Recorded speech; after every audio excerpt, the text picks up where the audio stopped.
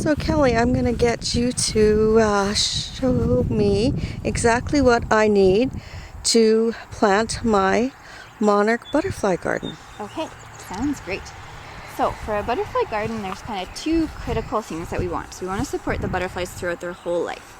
So at the beginning of their life, they're caterpillars, and most butterflies are quite specific in the types of food that their caterpillars are able to eat, and they're usually quite strategic about where they lay their eggs, so that they're in close to where the right food plant will be, and often they'll lay the eggs right on the food plant for the caterpillars. So if we're looking for monarchs in particular, we want milkweed. And there's lots of different kinds of milkweed species. There's 7 different species that grow in Manitoba, and we sell 3 of them here at Prairie Originals. So we'll definitely grab some milkweed. It's a good starting point. So the plant that the caterpillars eat is what we call a host plant. And different species of butterflies have different host requirements. So in general, plants don't want to be eaten, so they come up with different strategies to prevent things from eating them. So it could be like a physical part of the plant where it's something like a thorn or a really tough leaf, or it can be a chemical part of the plant, like a toxin that makes it so that it either tastes really bad or it makes something sick when it eats them. So milkweed does have a toxin that stops most herbivores from eating it, so it's quite resistant to things like deer and rabbits. But the monarch caterpillars are adapted so that they are able to metabolize this toxin without being harmed by it. And it actually helps to protect the caterpillars because that toxin then becomes part of their body. And then when they get eaten, it makes them taste really bad. So if a bird eats a monarch caterpillar, they will either get sick or it'll taste so bad they just spit it out. So that caterpillar might not survive that experience, but it'll teach the bird that's not a good thing to eat. So it kind of protects all the other caterpillars. So kind of for the So he took good. one for the team. Yeah, exactly. Yeah. So it's kind of an amazing relationship between the plant and the caterpillar. And there's lots of other examples of that too. So like fritillary butterflies need violets, for example, and black swallowtail butterflies need things in the carrot family. So their native host plants are heartleaf Alexander and golden Alexander.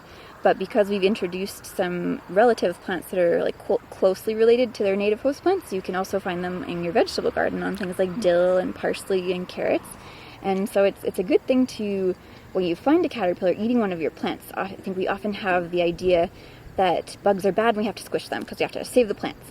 But it's good to pause for a minute and learn a little bit more about the caterpillar, because it could be that caterpillar, especially if it's a big one, it might already be nearly done eating that plant. And if you didn't even notice it until it got quite big and now it's nearly done, at this point to squish it, you're just killing a butterfly. You're not really helping the plant at all. So it's good to kind of like think about these things a little bit. Yeah, and oftentimes bugs are not as bad as we worry that they might be. So caterpillars are kind of a good thing to learn more about before we take action. So this is swamp milkweed, which is one of the host plants for monarch butterflies. It's got beautiful pink flowers, and they're very fragrant.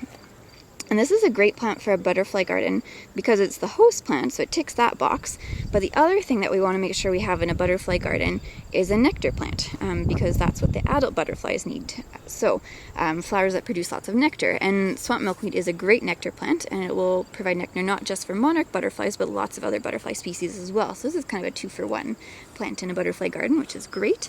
But there's lots of other plants that are great for providing nectar as well. So like the ones right behind us, these are Joe Pye. They're what we would call probably like a top 10 nectar plant. There's often lots of butterflies all over them. The one just in the middle here too, it hasn't started blooming yet, but this one is called New England Aster, and it gets beautiful purple flowers. And asters and goldenrods are a great thing to put in a garden, especially if you're thinking about pollinators and butterflies, because they bloom late in the season. So this is something else that we want to consider. So we want to make sure that there's going to be food provided for all the cycles, or all the stages of the life cycle, but also throughout the whole time that the butterfly will need resources. So it's good to have nectar plants that bloom early in the season, in the middle of the season, and then late in the season as well. So things like Joe Pye and asters and goldenrods that are blooming a little bit later in the season are super critical for anything that's going to either migrate or overwinter as an adult. So they're really critical for winter survival, actually, of the insects. So yeah, so if we're looking for plants to shop for, there's lots of great options. But yeah, kind of for butterfly garden, the key things are going to be your host plants and your nectar plants, and then considering the bloom times throughout the whole season. Okay, good. And so how many plants would I start off with? Well, we do, it's kind of up to you. It kind of depends on the amount of space that you have. a good general recommendation is about 1 plant per square foot, and then that's going to fill up quite a bit. So there won't be a lot of bare soil, which is a good thing, because if you have bare soil, it's kind of an invitation for weeds to grow. Weeds are kind of nature's band-aid for bare soil. So if we can make sure we want the right plants, the ones that we want to have growing in a particular spot, then that's going to reduce the amount of weeds that we have to deal with in the future. So about 1 plant per square foot. We do offer a couple of butterfly collections as well, so we do them either in a plug tray, so it's 70 plants in a plug tray, or we do a 30 plant collection, which is 2 trays of 4.5-inch pots. So we could definitely throw one of those together for if you'd like. Okay, that sounds great. Cool. Perfect. Okay, well, thank you very much, Kelly, for your time. This has been a wonderful experience, and it's lovely and beautiful to see all the plants that grow in the prairie. There are some really wonderful plants here. I feel very lucky to get to spend my time with them. Yeah. Great. So thank you for allowing me to visit Prairie Originals. Thanks for coming by.